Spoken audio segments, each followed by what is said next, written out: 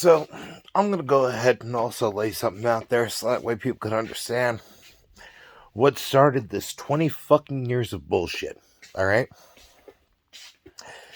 Extremely close minded conservative family. Alright?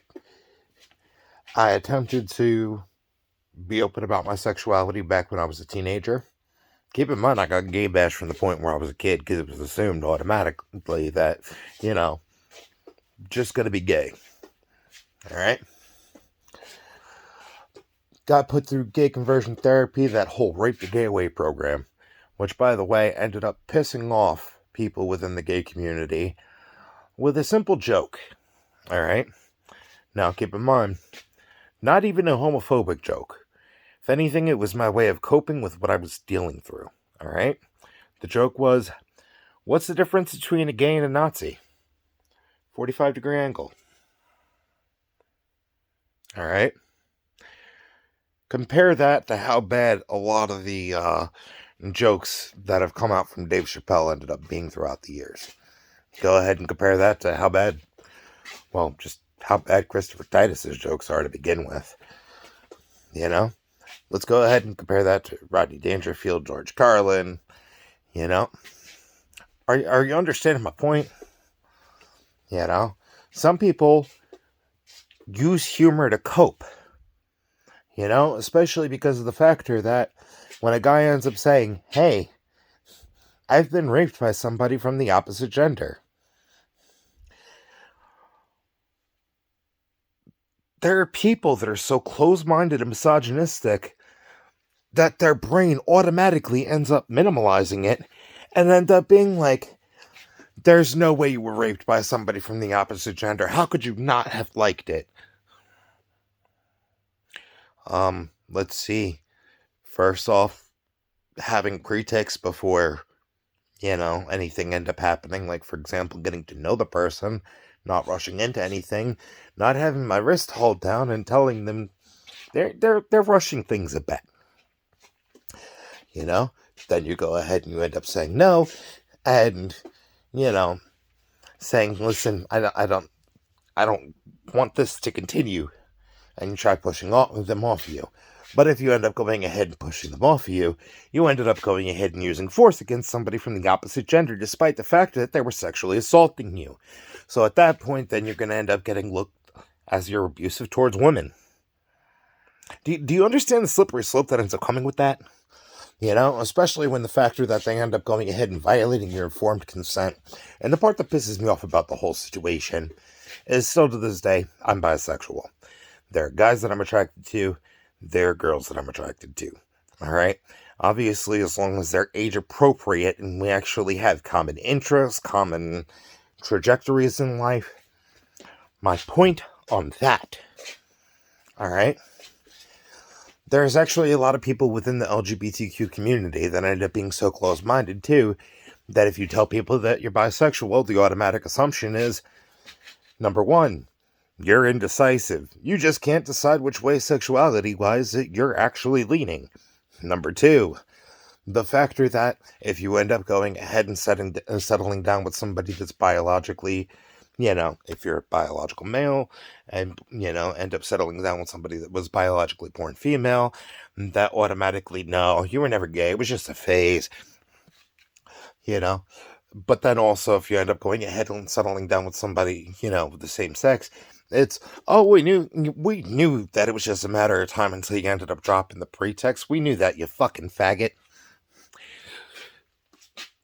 Then you also have the factor, too, if you actually are open-minded and willing to be with somebody from the trans community, because ultimately, hey, the only thing that, the church is mad about trans people is because they automatically look at the fact that if somebody wants to medically transition, that they're saying that their almighty deity, that because they believe in, that everybody has to believe in, makes mistakes, and, born in the wrong body, or their body was born wrong, and have to deal with body dysmorphia, so automatically it's a slight to their higher power. It's fucking ridiculous. This is literally what this whole situation has ended up completely devolving the entirety of society to. And the fucked up thing is, too, you end up having people that end up cross-dressing that end up getting thrown into the whole situation, too. It's like, oh, you want to go ahead and wear clothes, that society ended up deeming that, the opposite gender would end up wearing? Oh, at that point, if you want to be a fucking woman, why don't you go ahead, go to a surgeon, and go get yourself a fucking pussy? Well, first off, if I were to have the money to do that, I just might do that. Second off, unless you've ever had to deal with body dysmorphia, go fuck yourself. Third off, it's not really much of your fucking business what's in my clothes anyway. Fourth off, you end up going ahead and looking at it as clothes ends up determining what somebody's gender, identity should end up being. And the funny thing is, going ahead and insulting people that would end up going ahead and wearing clothes from the opposite gender. They don't end up acknowledging the factor too, like, hey, why the fuck are you insulting people, guys that are willing to go ahead and wear a skirt, when meantime, if you were to go ahead and look at Scotland, what's tradition to get married in? Oh, that's right, kilts! So it's not like it's taboo. My point on it is, which by the way too, when it comes down to the whole military aspect and everything, there have been a lot of people within the military that have cross-dressed as a tradition throughout pretty much the inception of the military,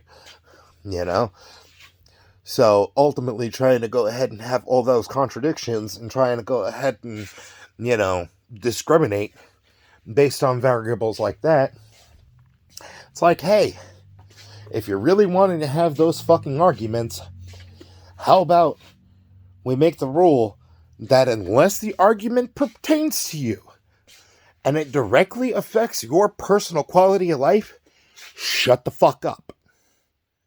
Mind your business and shut the fuck up. That's where I'm at. That's all. That's where my stance is. That's what my lived experience has been. And ultimately, too, another factor that's had me pissed off is the factor of people wanting to go ahead and determine how gay or not gay you are based on how many people that you've, been with in one form or another of the opposite gender in comparison to the same gender.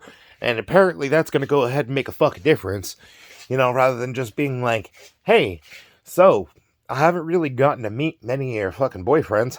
Well, let's see. I'm pretty sure after, somebody trying to have the gay raped out of you, that you didn't really get much time to be able to, freely be able to date the way you wanted to, didn't really get to explore your sexuality the way that you wanted to, didn't really get to, explore compatibility, love languages, everything along those lines. And it's getting really fucking irritating.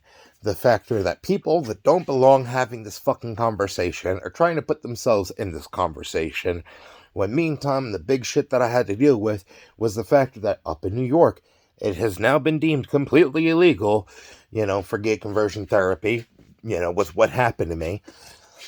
And now, it's in a gray area in North Carolina, despite the factor of, the gay conversion camps now getting shut down one by one. So hopefully it's no longer going to be a gray area, and it's going to be completely illegal, and the people that went to go have the gay raped out of me actually get held accountable, and they have to pay out those financial fucking restitutions.